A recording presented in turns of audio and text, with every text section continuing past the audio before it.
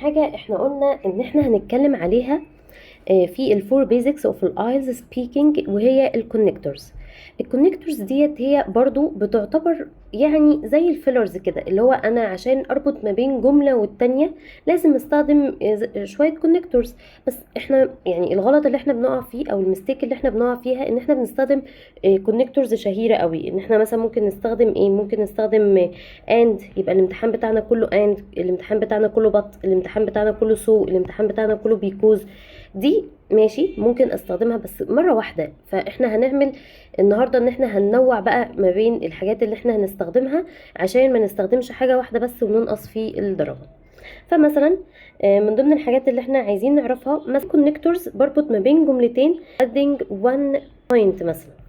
يعني انا عايزة اضيف نقطة كمان، فانا هضيف نقطة كمان هقول ايه، هقول and، صح؟ and دي صح بس تستخدمها مرة واحدة بس. يعني مش معنى كده ما استخدمش and في الامتحان، لا نستخدمها بس ما نستخدمهاش كتير.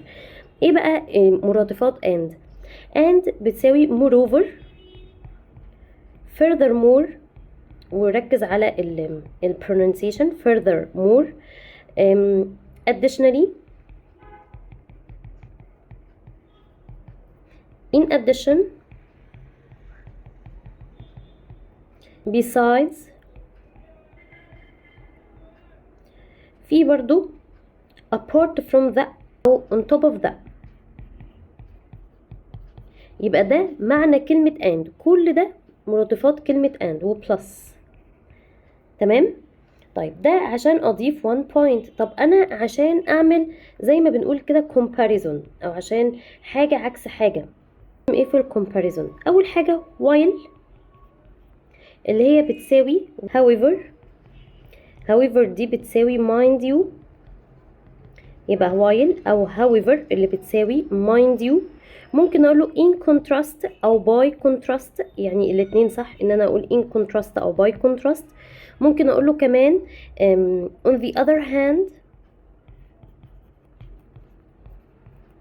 وممكن اقوله at the other end of the scale، at the other on the other hand عشان جاي بعديها حرف متحرك فبننطق the يبقى on the other hand أو at the other end of the scale. ممكن نقول ايه كمان، ممكن نقول دي بقى يعني ممكن استخدمها اكتر في part 3 اللي هو as is said، كما قيل، as is said كما قيل every coin has two sides and this topic is no exception. فممكن اكمل كلامي واقول ان it may be beneficial to some people and it may be detrimental to others.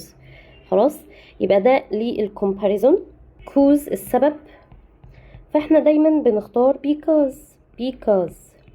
ممكن اختار since، وممكن for، والاحسن ان انا مثلا ممكن اقول for a variety of reasons such as، اجيب example، عايزه اقول example دي ده كلها connectors. اقول example اقول ايه، فمثلا ممكن اقول اللي احنا حافظينها كلنا for example، for instance. وطبعا يعني في الامتحان نحاول ان احنا نختار كلمات less common. زي ايه بقى less common؟ ممكن اقول له to share one example with you، يبقى بدل ما اقول له مثلا for example لا ده انا هقول له to share one example with you. to name one example هقول له to illustrate، او ممكن اقول له to demonstrate، او ممكن اقول له look at، بص للحاجة الفلانية. خلاص، رابع حاجة ممكن استخدم consequence. يعني ايه استخدم consequence؟ يعني مثلا بالذات في part 2 بحاول ان انا بيكون قصة وعايزة احكيها، فممكن اقول له ايه، ممكن اقول له first second third next then. طيب هل ينفع ان انا اقول firstly secondly؟ لا، firstly و secondly دي ما بنقولهاش. يبقى ممكن اقول له first second next then وهكذا، لكن firstly و secondly والحاجات دي ما بنقولهاش. تمام، يبقى كل ده في الكونكتورز. ممكن كمان اخر حاجة ان احنا لو انا عايزة اعمل الكونكلوجن بقى، ان انا عايزة خلاص اقفل كلامي، فمثلا عادة الكونكلوجن دي بتبقى في part 2 part 3 ان انا بختصر كلامي، فاقول له باختصار كده all in all، او ممكن اقول له in a nutshell all in all in a nutshell. ممكن اقول له so، ممكن اقول له therefore، ممكن اقول له to cut a long story عشان اقطع اللونج ستوري دي، وهكذا. يبقى ده برضو في الكونكلوجن. وكده احنا خلصنا الكونكتورز بالحاجات اللي ممكن نستخدمها بين الجمل.